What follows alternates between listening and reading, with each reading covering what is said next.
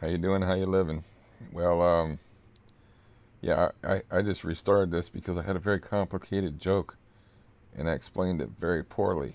But I was thinking I got to start getting more people in here now that somebody that matches my description died in my county, or you know, it's gonna be like a firing squad with one person where they're gonna be like, oh my god, I killed him, you know. So nobody comes here. I don't get no company. I'm as isolated. I'm like a mountain man in the middle of the city. So the only person that comes in here is like one aid worker. But I was having these thoughts, and it was kind of funny, and it was a little bit prophetic because I get this call from somebody, and they want to come over because they need a favor, and I love helping people, so I'm like, yeah, come on over. And my plan was to keep my distance, you know. It's like because they've been in contact with lots of different people all over the area and out of the area. And so they come in here and they have a couple of items for me as and they set it down right in front of my microwave on this little green table where I eat all my meals and promptly blow their nose over top of my pepper, my salt, my stick of butter, my table where I pull stuff out of the microwave. And I like called on them. I like, well, that's good. Go ahead and blow your nose, like right there. It's a good thing to do, you know. And they just like thought I was joking or whatever. I don't know. They just kind of like shrugged, and I said, you know what? I got to start getting more people in here, because I don't want you to feel bad if I die. Because if I have a lot of people in here, they'll be like, we don't know what happened. But if I only have like one person in here, they'll be like, I just brought him some tea. They'll be at the funeral being like, I just brought him some tea. I didn't mean to kill him, you know. And to me, I thought that was funny and creative as hell. I still think it's funny. It still tickles me. But what are you thinking, man? It's like it's kind of my fault because I actually wanted to tell him that idea that I had because I thought it was a clever idea. I was like there's not enough people coming in here, so that if I die, they'll be able to point at somebody because with this COVID stuff, you can be a carrier and just not even feel it, just not even know what's going on. So it's not going to be obvious. They're not going to be sick as hell, and then they get you sick as hell. So this person comes in here and they look like they haven't slept and they look like they haven't eaten well and they sneeze like I'm like maybe 5 feet away from them. But the point is they sneeze over top of all my condiments that I use. My salt, my pepper, my little bit of Italian seasoning container. They don't sneeze. They just actually blow their nose. I can understand a sneeze. You can't control a sneeze. You can about turn away. That's about it. But then they take the paper towel or whatever it was. I think they grabbed the paper towel off of my paper towels and blew their nose and then threw it across because my garbage is like behind the microwave. So I just threw the butter away. I don't know what to do. I didn't mess with the salt and the pepper. I just took my chances with it. But I just threw the stick of butter. I just threw it away, and then I like took peroxide because it was handy and swabbed down the table with the peroxide. But it's like the same people that got cavalier ideas about bed bugs. It's like when I was talking about my brother, who more likely gave me bed bugs. So I was like, why do you keep talking about bed bugs? And I was thinking to myself, because you gave them to me, motherfucker. What else am I going to talk about? And I'm like, you got to be careful. You can't go over to that house. He's still washing clothes over at a house with bed bugs in it. He's still dodging the bullets that I didn't dodge, and still hasn't got him. You know, that's the brother. With the dog. The dog's doing better. I mean, it's Still very, very sick, but I couldn't hear it breathing over the phone. And it's got no appetite, and he still has to help it stand up to walk and stuff. And but it's marginally improving. I don't think it's old age. I think it's got some kind of illness. He said it doesn't shake with fever anymore or whatever. So it might recover. But I don't think it's old age because like 3 weeks before that he was talking about the dog breaking his arm when he was walking, and like, other people aren't responsible with their dogs, and you got like a 140-pound monster that you're walking, and it decides to lunge, you're gonna feel it. It ran him into a tree once. It like took off and ran after another dog and ran him into a tree, like he was getting dragged by the leash, and smacked him into a tree. And then the dog stopped and turned around and like, wow, he got a lot stronger. And trees are pretty strong. It takes an elephant to uproot a tree. But anyways, now me personally, I'm feeling like horrible. It's not psychosomatic because somebody decided to sneeze all over my food preparation area and my condiments. It's I just couldn't sleep last night until like I just gave up. I couldn't sleep, so that's why I'm talking at 9:45 at night and not 9:45 in the morning to y'all. Is because I had to get up for the Meals on Wheels shipment because it comes between 11 and 1. And then I was like, I should just stay awake until 11. And I fell asleep around 9 o'clock, and I had to wake up around, well, the alarm went off for like 20 minutes, and I just sat there and listened to it. That's when you know you're like fucking tired, is you can listen to a really irritating alarm and be like, I can listen to that. I don't want to get up. So I always keep my alarm across the room, so I got to be forced to get up. Then once, of course, I put weight on this knee, that's all she wrote. There ain't no going back to sleep after that. Not instantly anyway. So, I mean, I was miserable just sitting there waiting. And of course, the guy was a little bit late. Thank God he was only like a half an hour late. I was just, man, I haven't been that miserable in a while. And then I got woke up, and it took me a while to go back to sleep.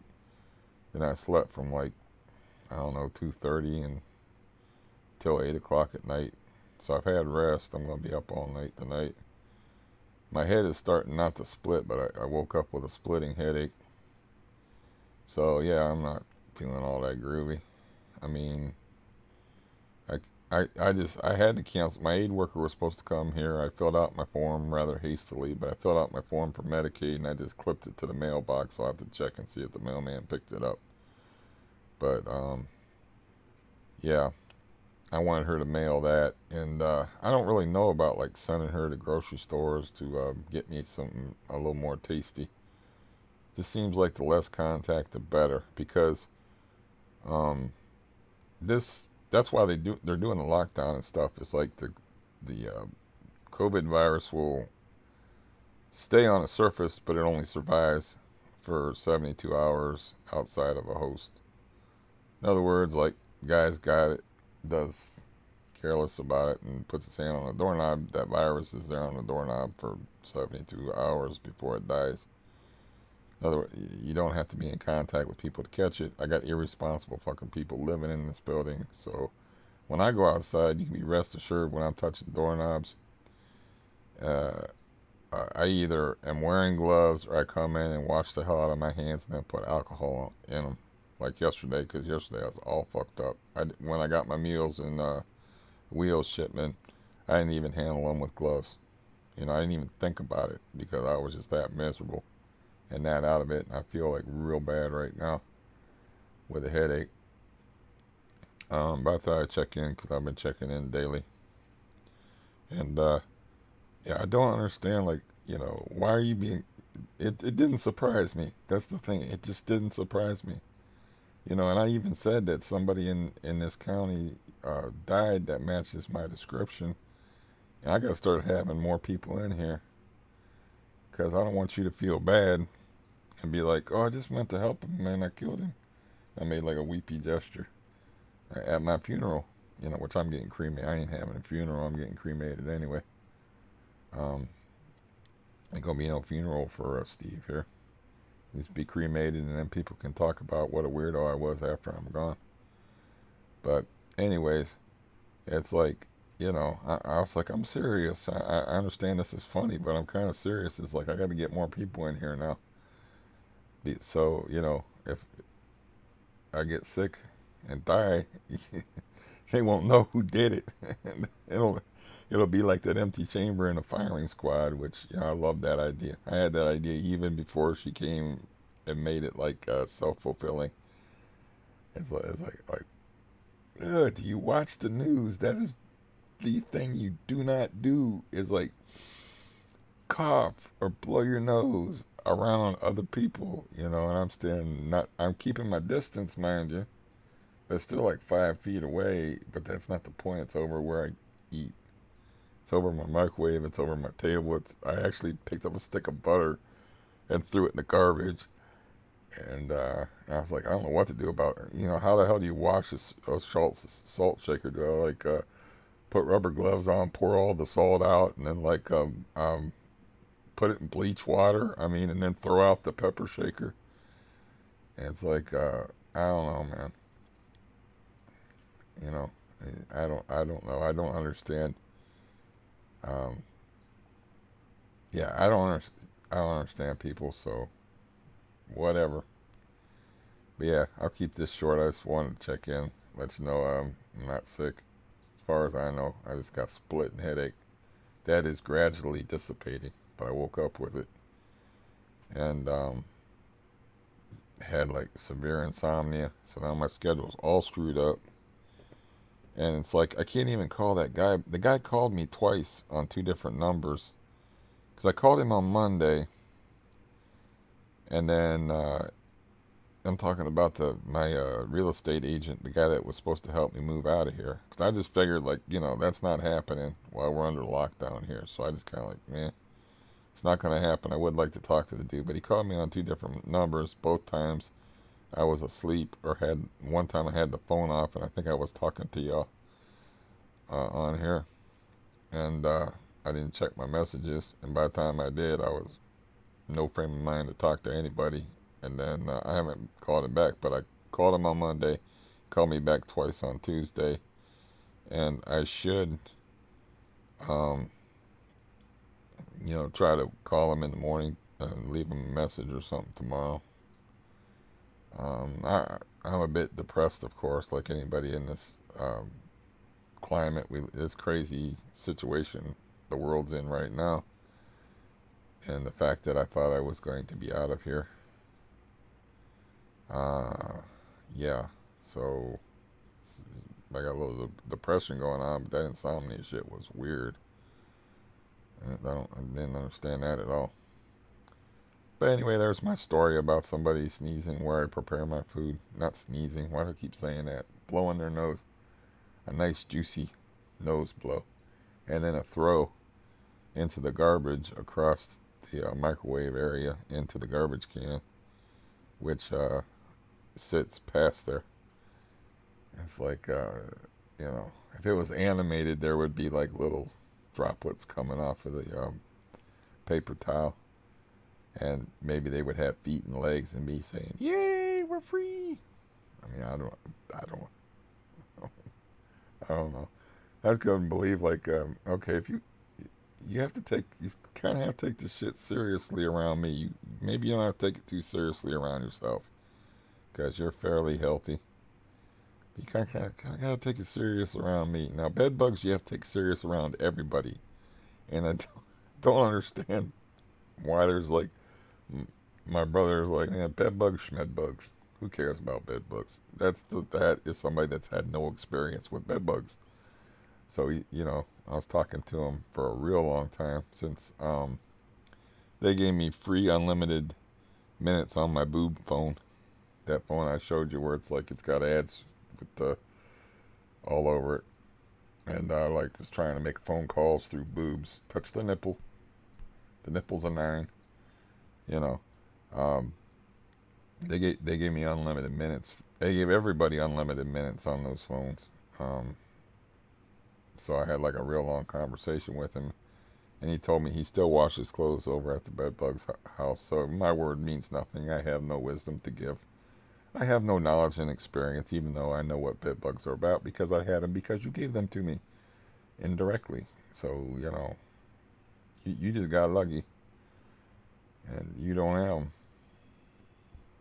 them. And you keep getting lucky. And the people that keep going over there keep getting lucky. It's not spreading. Think of a bedbug as a germ. It's like I only had exposure twice and I got them. This guy has exposure 200 times and he don't get them. Now I've only had somebody blow my nose once in my house, so maybe it'll take 2 times. Maybe I have to put a sign up, please, no coughing or no sneezing if I open this door on the outside of the door to remind people, like keep your bodily fluids inside yourself when you're around me, please. Yeah, I couldn't believe that shit was crazy.